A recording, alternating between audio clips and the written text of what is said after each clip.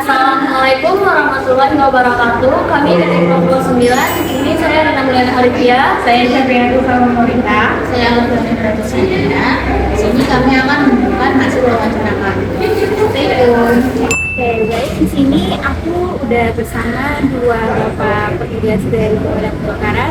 Boleh bapak perkenalkan diri? Nama saya Nika Seta, saya sudah bertugas sebagai pemadam Jagakarsa kurang lebih 8 tahun.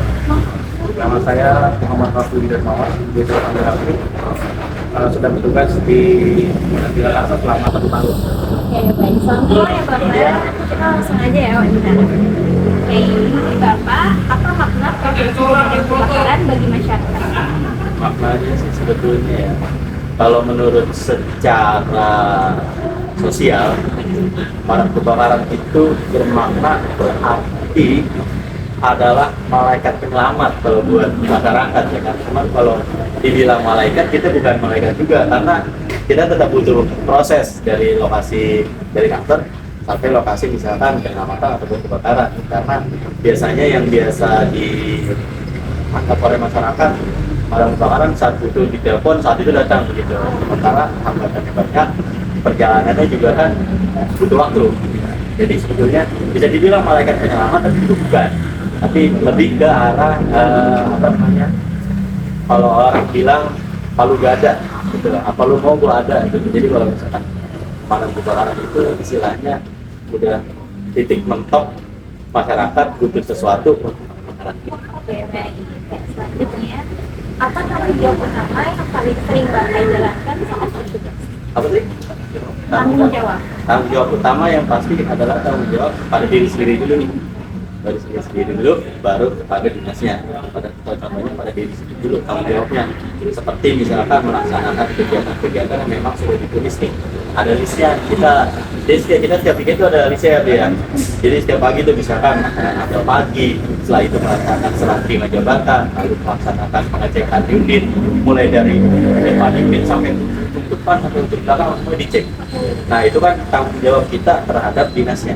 Nah setelah itu baru tanggung jawab ada dinasnya, yaitu pekerjaannya, pelaksanaan kerjaan seperti apa, misalnya menerima laporan, menerima hubungan dan sebagainya.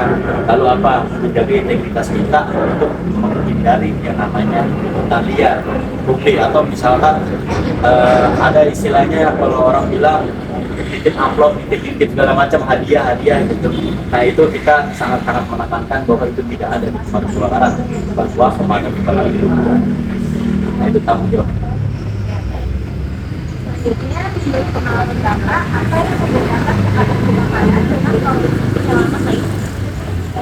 Kalau membedakan pemadam kebakaran dengan profesi penyelamatan lainnya ya, kalau bisa dibilang sebetulnya sama aja sih. Nah, cuman bedanya kalau pemadam kebakaran itu skupnya lebih kecil aja.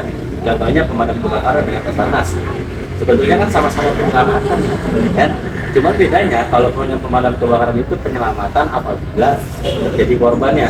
Contohnya kecelakaan lalu lintas. Lalu ada penyelamatan orang pada saat terjadi kebakaran. Nah, bedanya kalau Basarnas itu atau instansi penyelamatan lain itu skupnya lebih besar. Tapi Basarnas itu kan nasional nih. Misalnya ada gempa bumi, tanah longsor, orang hilang di hutan, orang hilang di gunung gitu. Nah itu sebetulnya sama aja, sama-sama menyelamatkan yang butuh diselamatkan. Cuma bedanya kita skupnya lebih kecil dan istilahnya hal-hal yang sepele-sepele, nah itu bisa dipemadam. Tapi kalau yang lebih serius, nah mereka itu bisa sih. Kita bantu, makanya kita kerjasama. Ya, baik. Skill apa yang paling penting dimiliki oleh seorang petugas pemadam kebakaran? Kalau menurut saya nih, menurut saya pribadi, skill pemadam kebakaran itu yang penting adalah pertama beraninya dulu. Itu pertama tuh berani. Yang kedua adalah kemampuan fisik. Nah kemampuan fisik itu kan biasanya itu masuk ke tanggung jawab tadi tuh, menjaga kebugaran fisik, menjaga kebugaran jasmani dan rohani, kan kita menjaga keterampilannya. Nah, itu adalah skill yang perlu dimiliki oleh pemadam kebakaran. Nah, pemadam kebakaran itu juga ada kualifikasinya. Sebelum kita masuk, ada 4 sekarang kualifikasi. Dulu waktu zaman saya masih ada 3, sekarang ada 4. Yaitu tidak boleh tambah tinggi. Ya, skill juga nih. Ya kan, tidak boleh takut ketinggian adalah skill alami manusia. Lalu tidak boleh takut tempat gelap, sekarang tidak boleh takut tempat sempit, lalu sekarang ada tambahan, bisa berenang. Nah, kalau dulu waktu saya masuk itu belum ada, tapi sekarang nih udah mulai tahun 2024, kemarin udah mulai ada tuh harus wajib bisa berenang. Karena apa? Menyesuaikan medan di Jakarta sering banjir. Nah, kalau kita harus berenang gimana? Jadi bisa doang gitu terus saya kan. Mungkin juga kan. Tantangan apa yang paling besar ketika menghadapi situasi kebakaran atau penyelamatan? Tantangan paling besar sebetulnya kalau dibilang tantangan ya, semuanya juga tantangan sih sebetulnya, semuanya juga tantangan, tapi kita alihkan bukan tantangan, lebih juga hambatannya. Nah, hambatannya itu mulai dari kita berangkat sampai di lokasi. Nah, mulai dari kita berangkat itu hambatan yang pertama adalah informasi pelapor yang kurang jelas, misalnya alamatnya kurang jelas atau nomor teleponnya tidak bisa dihubungi, itu kan salah satu hambatannya.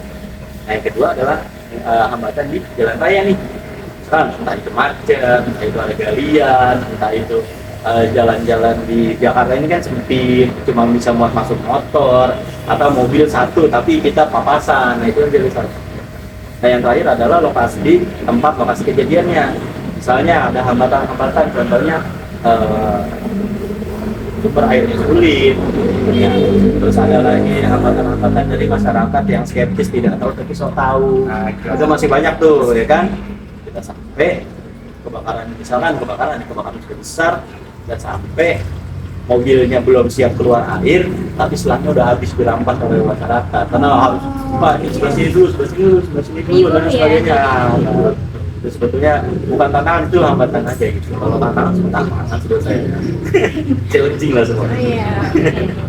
Laporan masyarakat itu kan. Oke, selanjutnya seberapa besar peran instansi pemadam kebakaran dalam menjaga profesionalisme penciptaan tugas? Sebetulnya kalau dibilang besar ya, kita tetap harus dimanapun gitu ya, meskipun kita sudah tidak berseragam nih. Contohnya kan kita sedang tugas nih, pas di rumah jadi warga sipil biasa. Nah, itu kita jaga profesionalisme kita dengan catatan misalkan kayak kemarin nih lagi zaman pemilu. Nah, itu kan kita nggak boleh tuh ikut-ikutan ikut-ikutan berpihak kepada partai politik dan sebagainya. Kita harus tetap profesionalisme gitu. Terus profesionalisme yang lain adalah pada saat di lokasi saat tiket gitu kan, ada orang datang, ada tamu dan sebagainya. Kalau dilayani lah gitu dengan baik, lalu disambut. Terus kalau misalkan ada orang minta tolong, ya kita bantu semampunya kita gitu. Semampunya kita, kalau memang bisa dibantu sampai selesai kita bantu sampai selesai. Gitu. Kalaupun tidak bisa dibantu sampai selesai, tetap kita kasih pengertian, Pak. Misalkan contohnya apa ya? Ular deh misalnya, ada laporan ularnya lihat pagi, lapornya siang. Ular kan bergerak, Iya. kan? Binatang hewan-hewan liar itu kan bergerak segala macam. Laporan pagi, oh kita bisa bantu nih Pak pencarian. Tapi kalau misalkan pencariannya sudah di luar rumah, apalagi rumahnya di pinggir kebun, di sungai atau lain sebagainya, kan kalau kita pencarian di situ sama aja kita masuk ke kandangnya dia kan. Nah, baru di situ kita beri perhatian, Pak, apabila ular terlihat tadi atau hewan-hewan yang terlihat tadi bisa hubungi lagi. Nah, kita juga punya nomor telepon nih, nomor telepon kantor, nomor telepon WhatsApp. Jadi kita tetap pantau mereka supaya kalau misalkan ada kita langsung datang. Gitu. Nah, itu kita menjaga profesionalisme itu salah satu. Selanjutnya, bagaimana Bapak menjaga kedisiplinan dan keselamatan selama menjalankan tugas di lapangan? Nah, tuh nih, kedisiplinan. Soalnya Bapak ini paling sering urusan yang namanya disiplin. Nah, Bapak ini nih biasanya. Sering terjun di lapangan. Soalnya kita serius semua. Iya. Itu dari kedisiplinan yang pertama dari dimulai dari alat teknologi dan surat kebakaran itu kan pentingnya masing-masing itu menggunakan alat keselamatan. Jadi setiap ada dari kebakaran dan keselamatan wajib menggunakan APD atau alat pelindung diri kebakaran, mulai dari helmnya, terus kalau kebakaran itu pakai kain jaket, lalu pakai passport, sebagainya ya. Nah, terus itu yang kedua kita dengan melaksanakan keterampilan karena latihan keterampilan atau juga laporan-laporan di masyarakat seperti kalau misalkan anak kan macam-macam tuh ya, kita perlu juga latihan kali apa penanganan ular atau biawak segala macam hewan-hewan liar. Lalu kalau kebakaran misalnya kita harus mengetahui apa namanya alat-alat amat yang harus digunakan, ya dilatih itu. Karena kalau macam itu kita kalau makanan intinya latihan. Ketiga yaitu kedisiplinannya dari pemilihan fisik, karena yang namanya petugas pemadam kebakaran fisiknya harus prima, karena yang namanya kebakaran itu tidak mengenal waktu, jadi bisa dalam waktu sebentar, bisa juga dalam waktu lama, dari pagi ke pagi. Nah, ini harus dipelihara fisiknya kuat. Apakah Bapak pernah menghadapi kondisi berbahaya atau sulit saat bertugas? Bagaimana cara menghadapi? Nah, Bapak yang sering. Kalau saya namanya spesialis ketiban genteng. Nah, itu dia. Berapa kali ketiban genteng dulu nih? Jadi kalau jam kebakaran pasti ada bagian-bagian keruntuhan. Nah, tadi kan pertanyaan apa? Cara menghadapinya, kayak menghadapi situasi berbahaya, situasi genting dan sebagainya. Yang pertama sih kita kan tadi tuh ada kedisiplinan soal APD, kan alat pelindung diri dari mulai ujung kepala sampai ujung kaki. Itu harus diperhatikan juga semuanya. Nah, pada saat terjadi kebakaran atau penyelamatan yang mana posisinya itu membahayakan pada diri kita sendiri. Nah, itu juga salah satu bentuk kedisiplinan kita terhadap lokasinya. Karena apa? Kita juga punya disiplin, namanya disebut disiplin ilmu. Nah, pengetahuan yang kita miliki itu harus digunakan pada saat terjadi seperti itu. Nah, cara menangannya apa? Yang pertama harus tetap tenang dulu, tetap tenang dan jangan panik. Nah, kalau misalkan kayak tadi itu saya bilang spesialis ketiban genteng, karena ya gimana kita masuk ke dalam lokasi kebakaran, terus bangunan sudah terbakar, sudah rapuh, sudah lain sebagainya.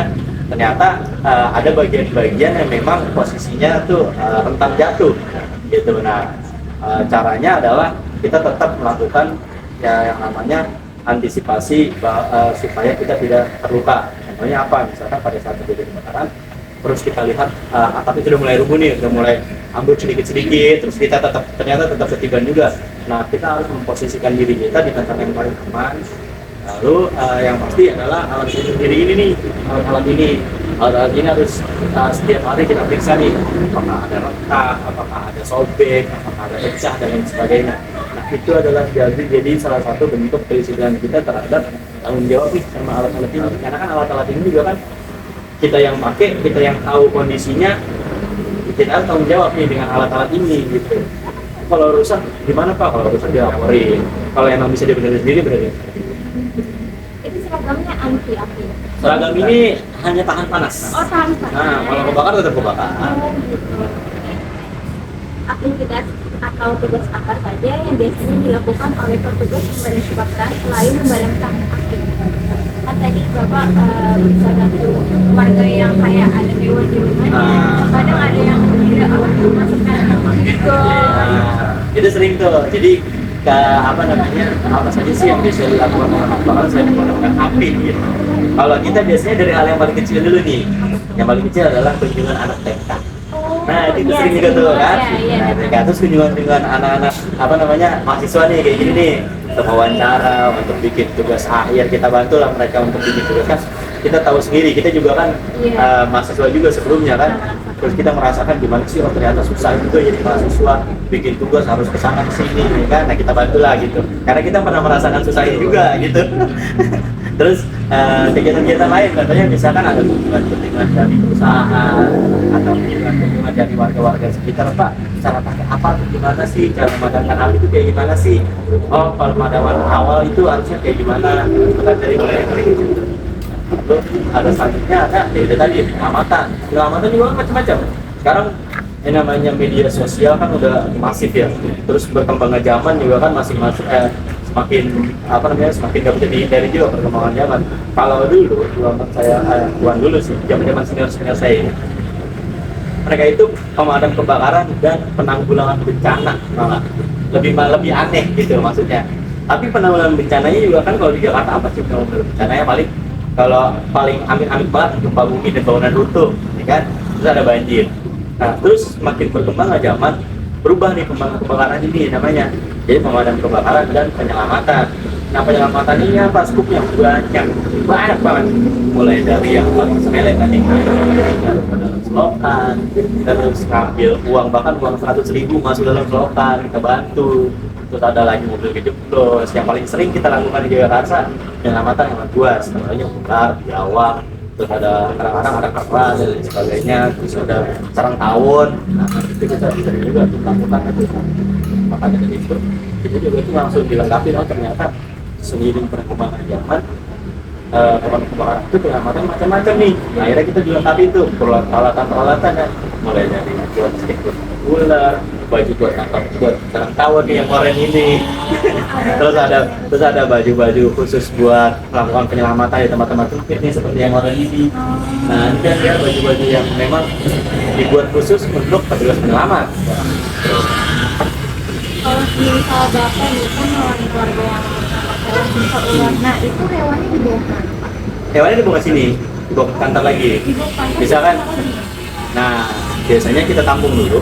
Setelah itu ada biasanya kadang-kadang ada orang yang datang sih buat minta, Pak, kita dari komunitas ular. Waktu itu sih sering kita tuh sering masuk buat komunitas kita, buat komunitas ular. Kalau komunitas rentil buat apa misalnya, buat apa Pak? Kita tanya kan. Jadi kita biasanya kalau kita tangkap ular di tengah kota, kayak gini di kota, kan ularnya kadang-kadang besar, kecil yang seperti kita pukulin, lalu kita lepas dulu. Nanti dilepas lagi di alam liar gitu. Jadi ya, jadi kita nggak dibunuh, nggak dibuang, nggak disate.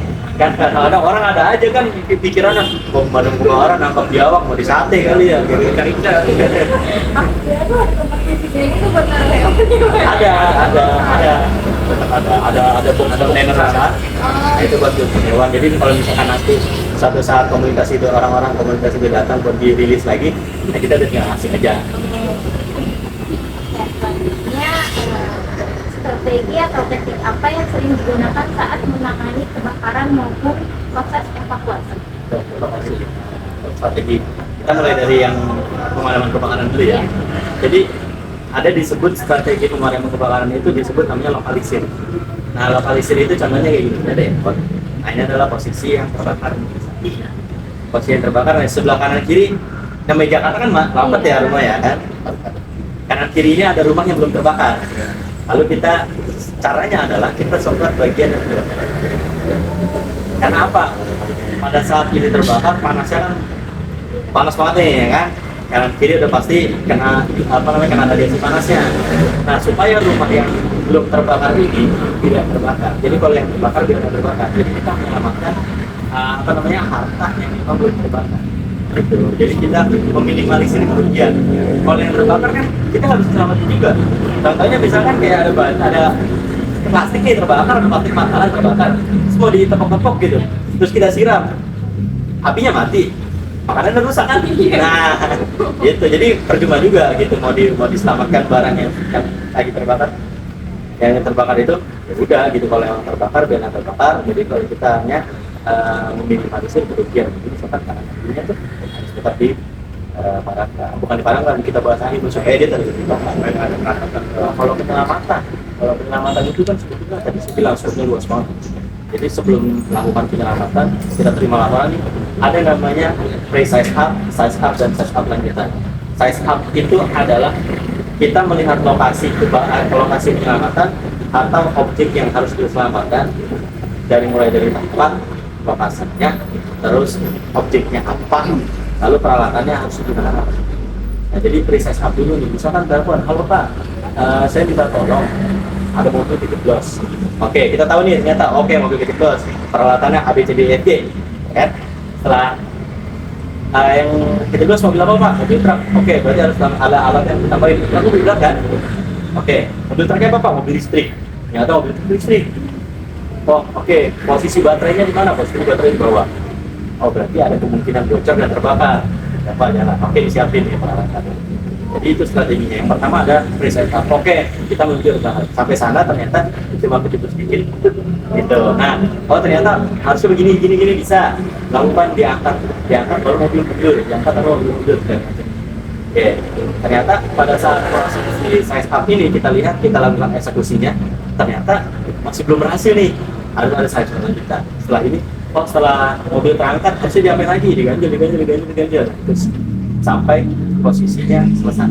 Tapi menyelamatkan selesai. Apalagi kalau misalkan ada korban, hiburan, dan sebagainya, itu lebih rumit lagi, bakalan lebih rumit lagi dan setup lanjutan itu. Gimana ada Pak? Nanti dia Betul. masyarakat itu juga kondisinya. Jadi kita lihat bedanya. Dia sudah dibuatkan Masuk ke orang ya. Tebakan apa? Saya terima telepon nih, udah pre-size up nih. Tebakan apa? Rumah. Udah besar atau belum Pak? Sudah. Tapi udah siap nih, ya kan? Tinggal berangkat ke sana ternyata. Oh, ternyata yang terbakar memang besar, tapi lokasinya jauh nih. Karena rumahnya di sini, tempat tetangga 20 meter ke depan, gitu. Kan jauh tuh. Oh, berarti tidak dapat. Sebenarnya bagaimana cara Bapak berkomunikasi dengan masyarakat agar mereka tetap tenang saat terjadi keadaan darurat? Saya semua yang pernah nih tuh. pengalaman dirimu. Kalau berkomunikasi dengan masyarakat, sebenarnya kita tetap harus dibantu sih sama orang. Gitu kan, pertama kita dibantu oleh pihak-pihak yang memang menangani khusus untuk orang-orang panik, gitu kan, yang anak berpasti kan. Lalu dibantu oleh orang-orang yang memang kompeten dalam hal itu, contohnya polisi. Nah, polisi itu paling bisa tuh dia ngadep-ngadepin masyarakat tuh, paling jago dah. Ada polisi, lalu ada yang pasti adalah keluarganya juga. Gitu. Misalkan ada, ada dua apa, pasti kebakaran misalnya. Pak, ada kucing saya di dalam, ada ayam saya di dalam, ada burung saya, tolong paling ngamatin, lalu kan panik tuh pasti kan rumahnya kebakar, maka pentingnya terbakar, udah bu tenang, saya udah ada kebakaran, kebakaran siapa jadi tetap harus kita harus tetap dibantu orang, karena apa?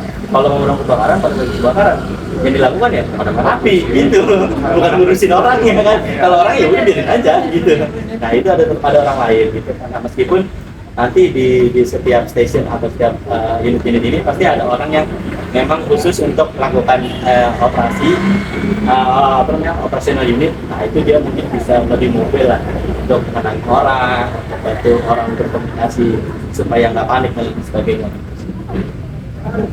Berikutnya, apa pesan atau motivasi Bapak untuk generasi muda yang tertarik menjadi pemadam kebakaran? Buat yang tertarik memadam kebakaran, kalau yang tertarik memadam kebakaran sih yang pasti siapin fisiknya, lalu siapin hilangin fobia ketinggian, fobia gelap, dan bisa berenang. Fobia tempat sempit udah pasti klaustrofobik gitu, karena memang kita itu bertugas atau bekerja di bawah tekanan dan ketakutan. Ya, jujur aja, dulu waktu saya jadi pemadam kebakaran baru-baru takut saya.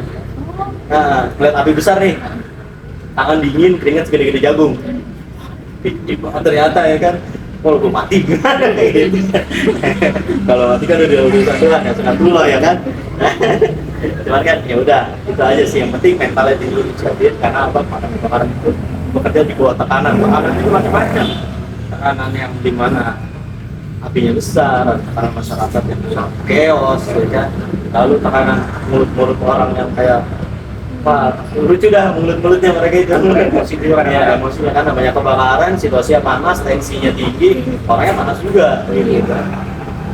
Tanpa paling, tapi ya nggak semua orang pengen kerja pemerintah sih. Cuman ya biasanya kan gengsi-gengsi zaman sekarang kan kayaknya mereka lebih pilih jadi agensi ya kan. Gak apa-apa, kejar aja gitu maksudnya. Kalau masing-masing. Kalau jadi pemadam kebakaran, wah pemadam kebakaran sekarang jadi petugas paling culture Jakarta nih ya kan. Ya nggak masalah gitu, kita welcome aja gitu. Kalau soal tinggi badan itu, Tinggi badan minimal 100 lah. oh itu untuk cowok. Cowok semua. Oh, untuk semua. Yang cewek itu juga bagaimana? Kalau cewek kemarin waktu angkatan saya 2018 itu dukanya kan umum. Ada satu perempuan dia masuk dari staff jadinya di administrasi di belakang layar.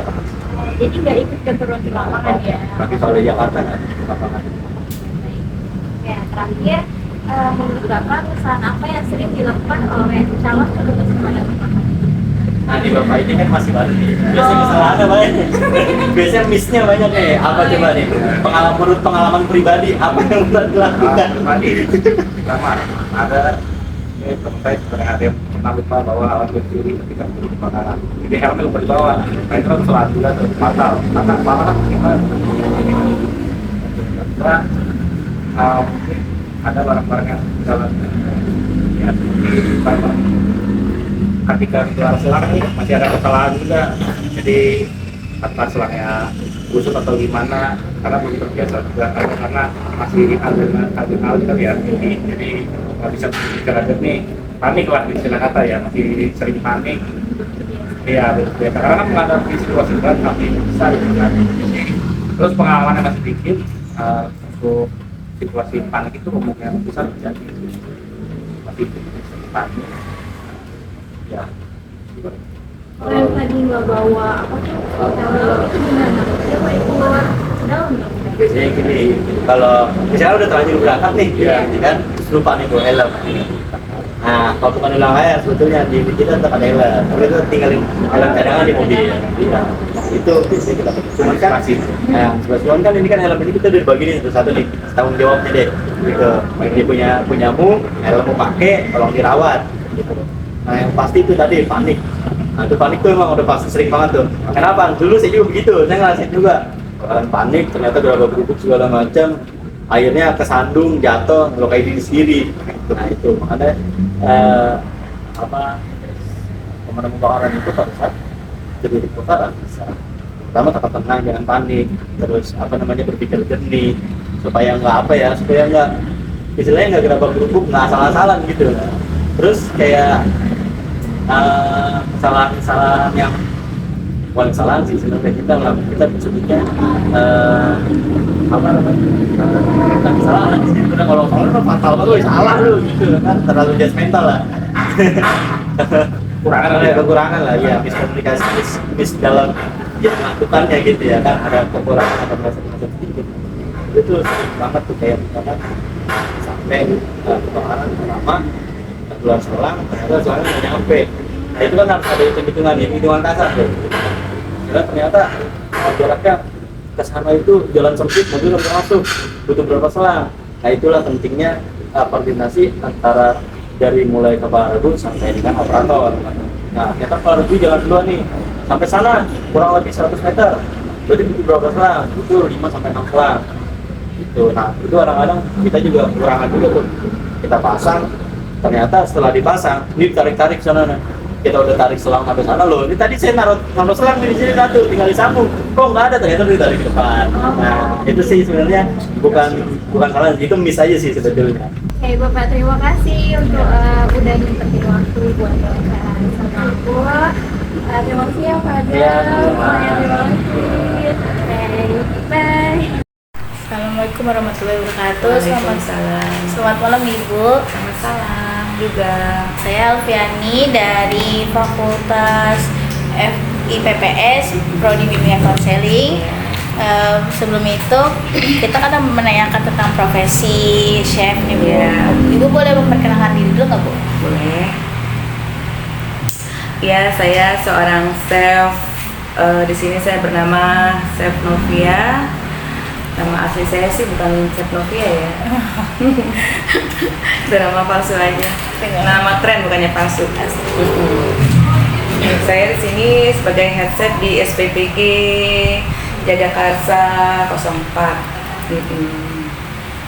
Udah gitu aja deh. Terus gimana? Lanjutkan. Baik Ibu, saya akan mulai mempertanyakan pertanyaan pertama. Menurut Ibu, bagaimana Ibu mendefinisikan profesi chef? Buat saya sendiri ya, chef itu seseorang yang mempunyai keahlian masak ya, tergantung ini kemampuan masak itu di bidang apa.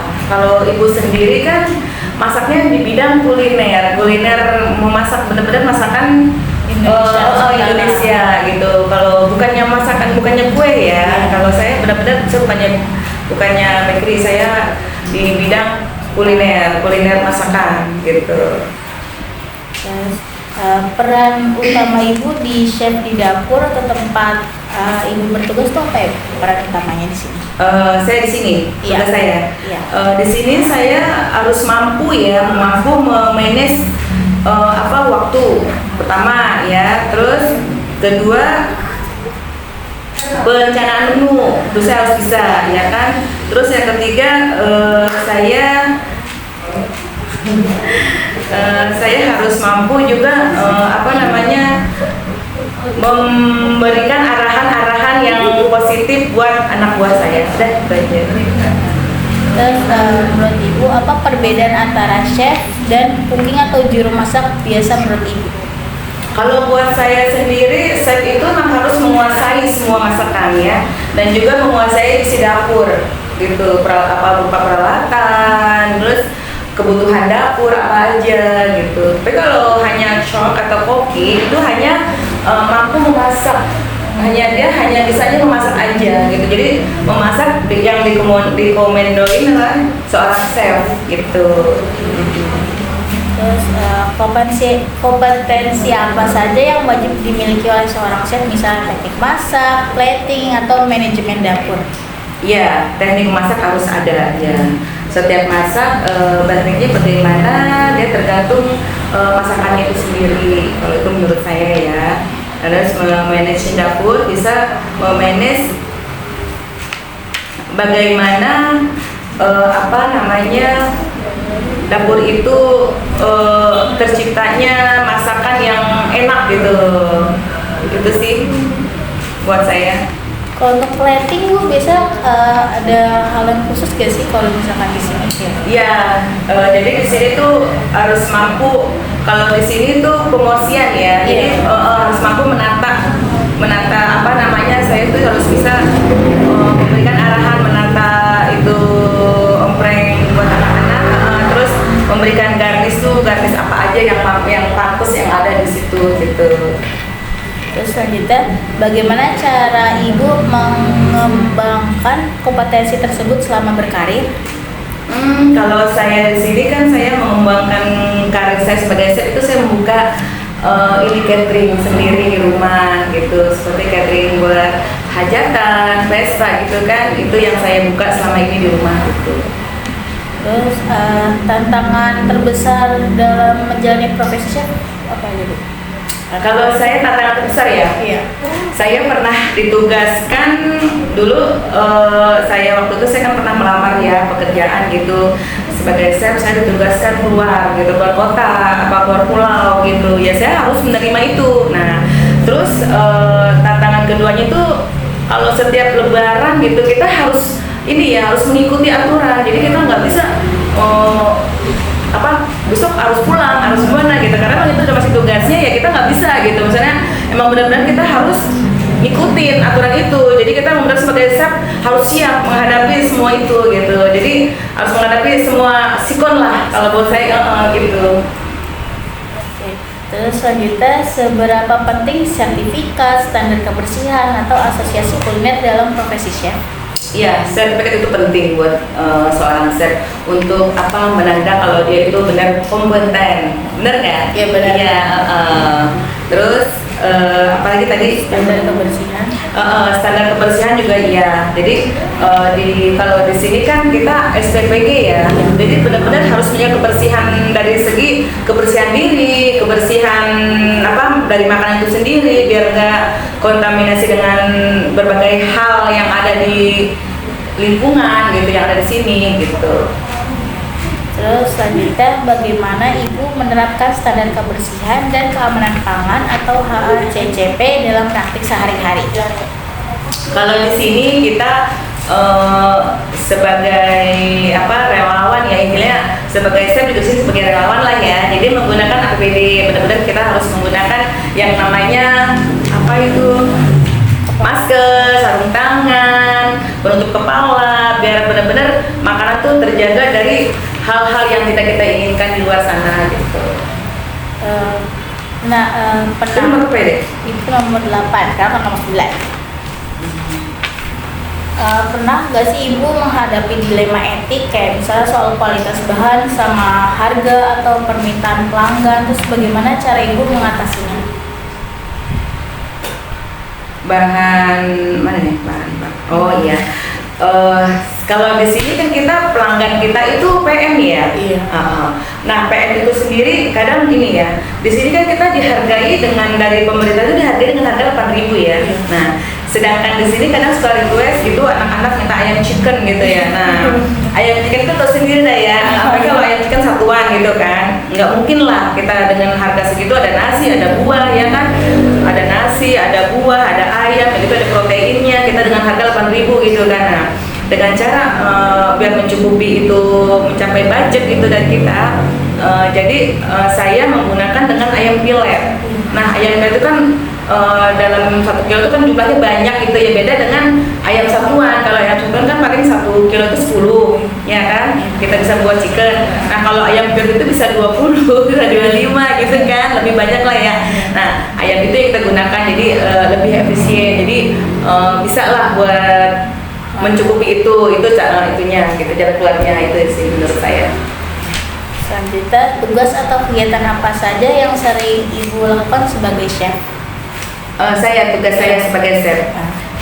Saya waktu sebelum masuk ke SPPG ini saya ikut ini cooking class saya. Saya suka mengadakan itu di UMKM kami gitu. Karena saya punya UMKM gitu. Jadi sebagai kemarin tahun 2018 sampai tahun 2020 saya sebagai ketua UMKM di Cipedak gitu. Dan selain itu juga saya punya catering sendiri ya kan. Terus dan itu saya suka sebelum masuk SPPG sini saya ikut event, suka event-event ke antar kota, antar pulau itu saya. Terus dan gitu saya setelah itu karena sekarang udah ada program MBG di pemerintah, saya apa salahnya lah pengen ikut ngabdi buat negara gitu. Udah saya sekarang jadinya udah enak aja di SPPG gitu. Dan jadinya udah apa ya, sebagai apa ya, kalau buat saya tuh saya bawa enak aja gitu di sini gitu. Ya, terus teknik atau gaya memasak apa saja yang paling sering Ibu gunakan?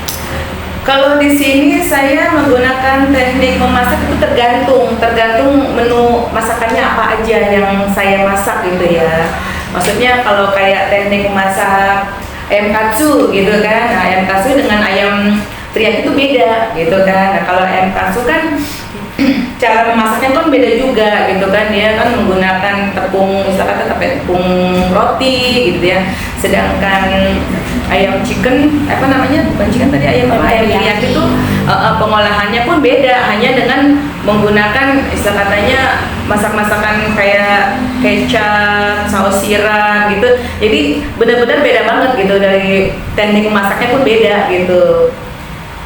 Terus bagaimana cara Ibu membangun hubungan baik dengan pelanggan atau tamu restoran lewat masakan dan pelayanan? Nah, kebetulan kan kita bukannya resto ya di sini ya. Jadi kalau di sini saya ke PM itu memberikan pelayanan bagaimana kami ini dari SPPG sini memberikan pelayanan keluar tuh biar enak masakannya, bagaimana biar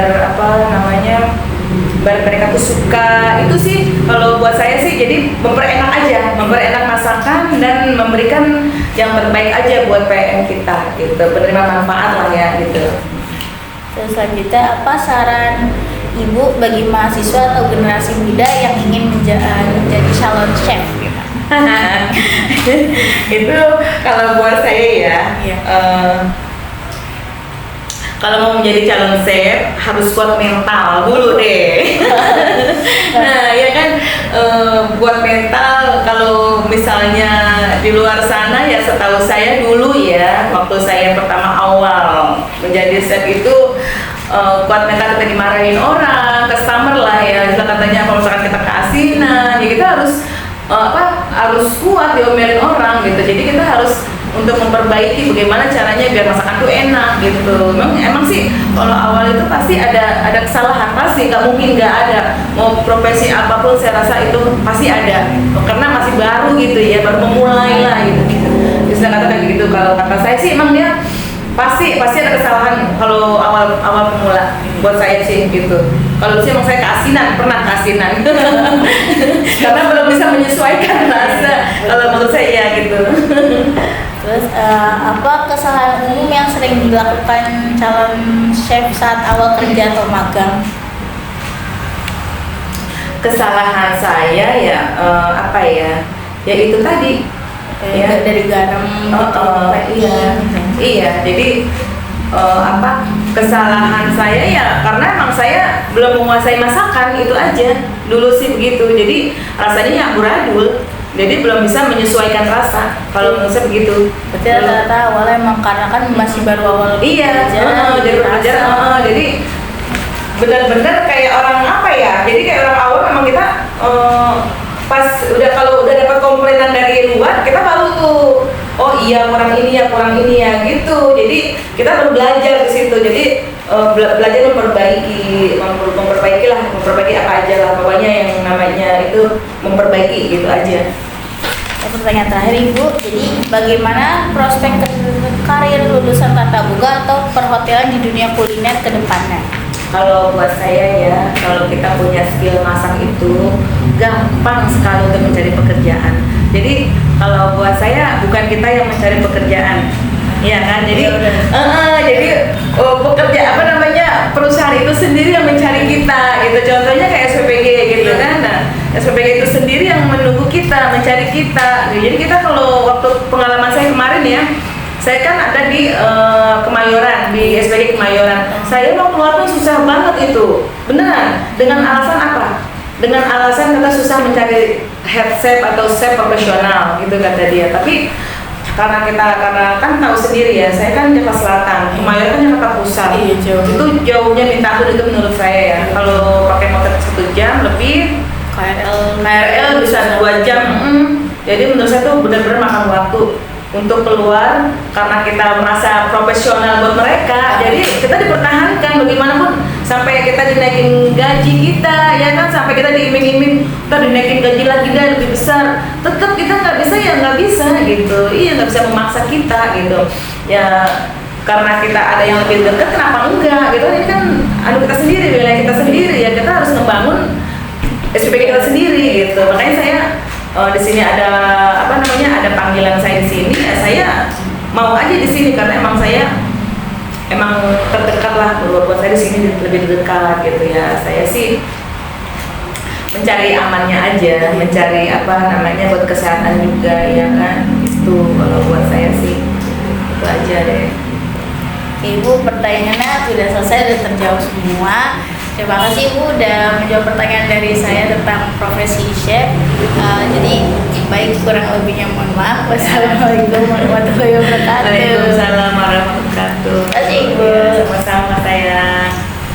Assalamualaikum warahmatullahi wabarakatuh. Waalaikumsalam warahmatullahi wabarakatuh. Selamat sore Pak. Perkenalkan, nama saya Rina Harintia dari Prodi Bimbingan Konseling Universitas Indraprasta PGRI. Sebelum memulai wawancara, boleh Bapak perkenalkan diri Bapak?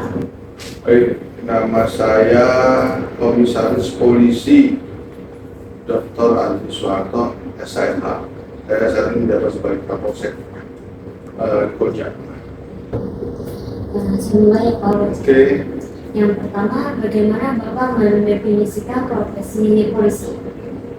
proses profesi polisi yang utama adalah penegakan hukum dan pembinaan di masyarakat, di mana polisi itu selain menegakkan hukum, melindungi, mengayomi masyarakat daripada perbuatan jahat atau perbuatan tindak pidana, dan melakukan pembinaan terhadap masyarakat agar masyarakat mempunyai rasa untuk sama-sama menjaga wilayah, sama-sama bekerjasama dengan polisi dan stakeholder yang lain dalam menjaga keamanan dan ketertiban di wilayahnya. Itu profesi dan tugas Polri. Selanjutnya di sini, apa peran utama polisi di tempat Bapak?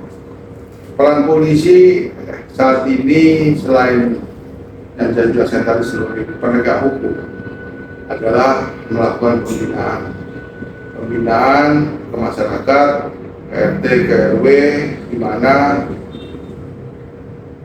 saat ini jumlah kepolisian Republik Indonesia tidak sebanding dengan jumlah masyarakat.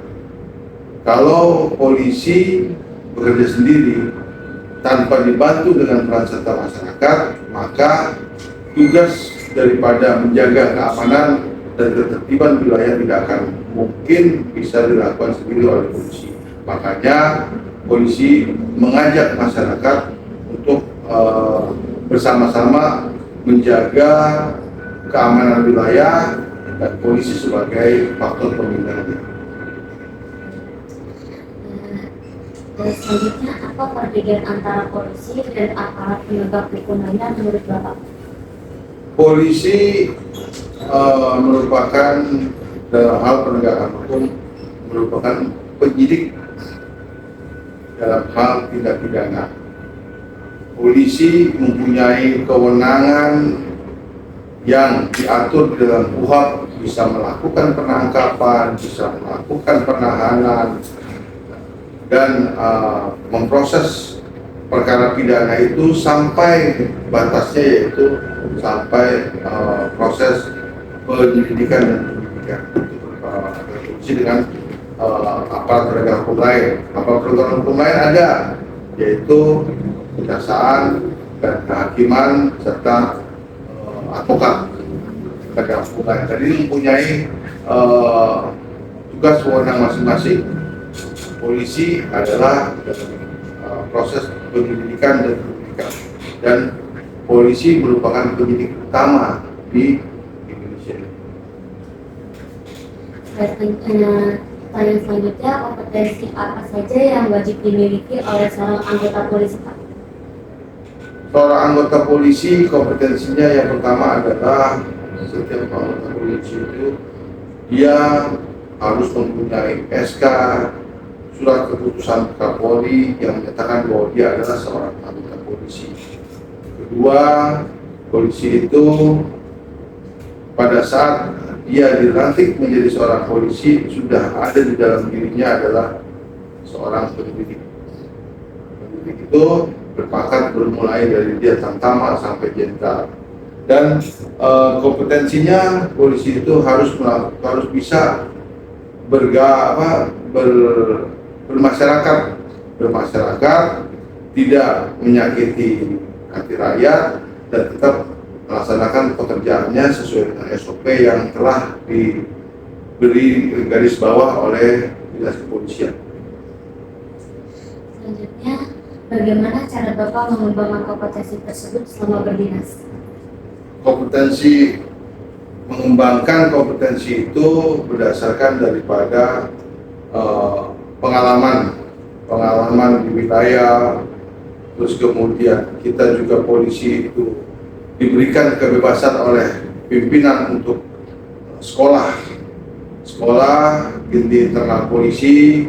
Situ ada sekolah bintara polisi, sekolah tampan polisi, sekolah bintara polisi, sekolah perwira polisi, dan sekolah perwira polisi ada sekolah akademi kepolisian, ada sekolah perwira kepolisian dan perwira sumber sarjana. Terus kemudian ada pengembangan sekolah kepolisian, Sespima, Sespimen, dan sekolah pimpinan Sespati yang lain. Dan polisi juga diberikan kesempatan untuk sekolah dari mulai sarjana S1, S2, atau S3. Bahkan banyak sekarang polisi-polisi yang sudah bergelar sebagai profesor pun sudah ada. Nah, itulah pengembangan diri sebagai anggota polisi. Jadi polisi itu harus mengembangkan wawasannya, karena masyarakat saat ini mempunyai pengembangan wawasan yang luas. Banyak masyarakat kita yang mempunyai gelar-gelar sarjana, tetapi polisinya kalau tidak mengembangkan diri tidak bisa mempunyai sarjana, sangat lebih tinggi nilai masyarakat daripada nilai polisi. Makanya polisinya diberikan kebebasan untuk mengembangkan dirinya dalam hal pendidikan dan pergaulan di luar dinas kepolisian.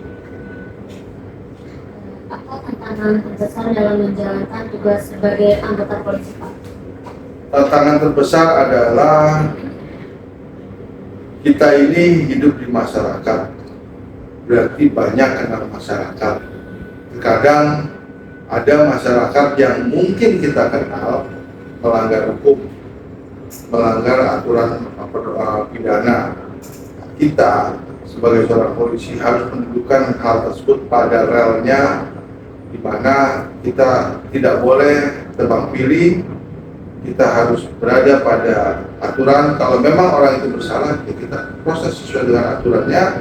Jadi tidak ada yang namanya pilih-pilih kasih ya, harus sesuai dengan aturan. Bila mana ada yang melanggar, kalau kita tidak sesuai dengan aturan, itulah salah satu tantangan terbesar kita di masyarakat, karena kita sebagai polisi harus bertindak adil terhadap semua masyarakat. Selanjutnya, seberapa penting kode etik profesi Polri dan Tribrata dalam mengatur perilaku anggotanya? Jadi polisi ini mempunyai kewenangan yang besar dan itu harus diatur, harus dibatasi dengan kode etik profesi, dengan Tribrata, supaya jangan overlap, jangan semena-mena. Makanya diatur, dibatasi oleh kode etik profesi dan Tribrata, di mana bila mana orang yang melanggar aturan, maka dia akan dikenakan aturan sesuai dengan apa yang dia perbuat. Cantum di dalam kode etik profesi sudah jelas, dalam Tribrata sudah jelas. Kalau memang dia melanggar aturan itu, maka ada sanksi-sanksi yang harus dia terima atas perbuatannya. Tetapi ada juga sesuatu yang diberikan oleh negara bila mana dia memberikan pelayanan terhadap masyarakat yang baik, dan masyarakat memberikan respon yang baik juga terhadap pelayanannya. Makanya di dalam polisi itu ada yang namanya reward and punishment. Itu ada pemberian sanksi dan pemberian pemberian hadiah lah bila mana dia mempunyai hal-hal yang positif bagi masyarakat. Selanjutnya, bagaimana Bapak menerapkan kode etik profesi dan Tribrata dalam bertugas sehari-hari, Pak?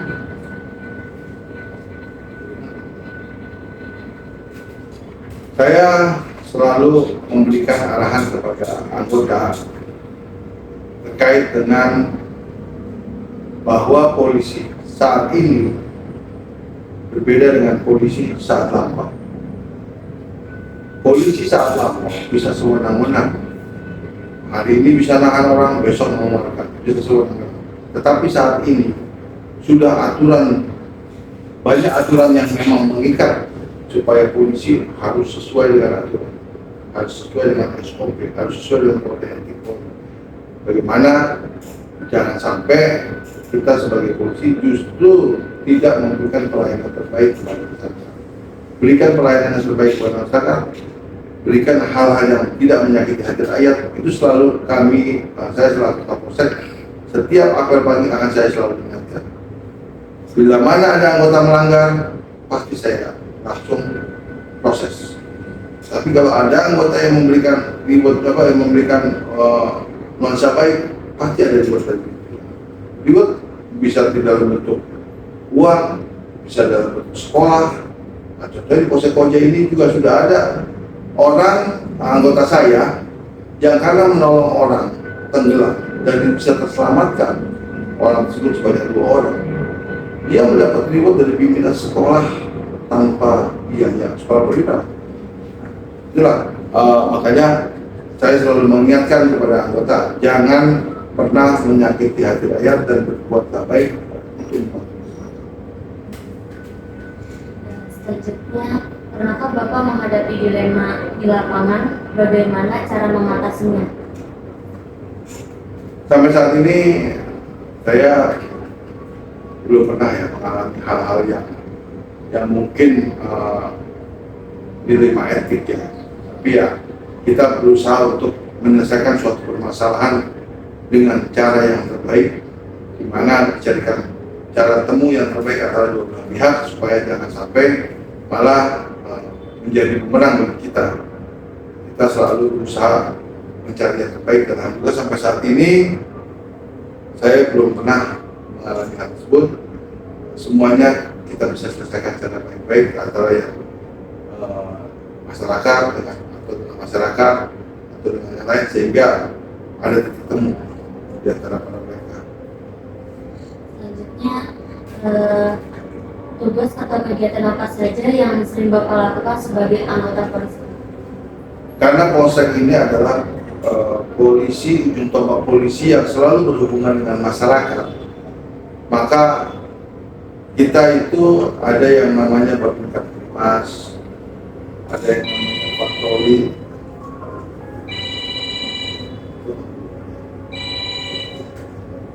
Nanti deh ya, apa lagi ada tamu dulu, kayak apa coba. Kita sebagai ujung tombak polisi, ujung tombak di kepolisian kita adalah paling awal ya. Jadi kita berusaha untuk memberikan pelayanan kepada polisi. Gimana caranya? Pagi-pagi kita mengadakan datul lalin supaya masyarakat yang sekolah, yang mengantar sekolah atau yang ke pasar, tidak wilayah kami ini kan ada jalur tumpal itu macam, dan kita berusaha untuk memberikan mengadakan datul lalin sehingga harus lalu lintas bisa kita kendalikan. Terus ada Babin Kamtipmas yang selalu bersinergi dengan RT RW bila ada kejadian. Terus ada Babin Kamtipmas kita yang sambang ke RT RW menerima masukan dari masyarakat apa yang harus dilakukan. Intinya kita kegiatan-kegiatan tersebut saya monitoring selaku Kapolsek. Semua apa yang ada di masyarakat kita pantau. Itu tugas saya, hanya memantau anggota-anggota saya sampai sejauh mana mereka bersinergi dengan warga masyarakat dan terutama RT. Selanjutnya, teknik atau pendekatan apa saja yang sering Bapak gunakan saat bertugas, misalnya seperti kayak patroli atau melayani masyarakat? Pendekatannya gini, seperti saya bilang tadi, kalau memang polisi itu ada yang kita saat patroli, kita menemukan anak-anak yang non, maka kita lakukan pembubaran. Jangan sampai kita berikan arahan bahwa jangan sampai kamu menjadi korban daripada pelaku-pelaku yang tidak bertanggung jawab. Lebih baik kamu nongkrong di rumah daripada kamu nongkrong di jalan. Tapi bila mana polisi pada saat melihat anak-anak nongkrong menemukan ada perbuatan pidana, contohnya anak-anak yang persiapan untuk tawuran nongkrong dengan membawa senjata, pasti kan proses. Itulah kami ada unsur pembinaan dan ada unsur penegakan hukum. Pada saat patroli kita sering seperti itu, dan patroli ini kita jalankan tiap hari, terutama pada malam-malam yang memang kemungkinan besar banyak pidana yang dimungkinkan akan terjadi karena malam hari kan. Makanya kita sering lebih intensif patroli itu di malam hari sampai pagi hari, sampai subuh. Apa saran Bapak bagi mahasiswa atau generasi muda yang ingin menjadi calon anggota polisi, Pak? Sarannya adalah satu, belajar dengan baik, memacu diri untuk bisa semua, karena menjadi seorang polisi itu bukan berarti harus otak saja, tapi otak dan fisik. Berlatihlah fisiknya, belajarlah, dan kalau memang semua mendukung, insya Allah semuanya bisa terwujud kalau memang ada kemauan.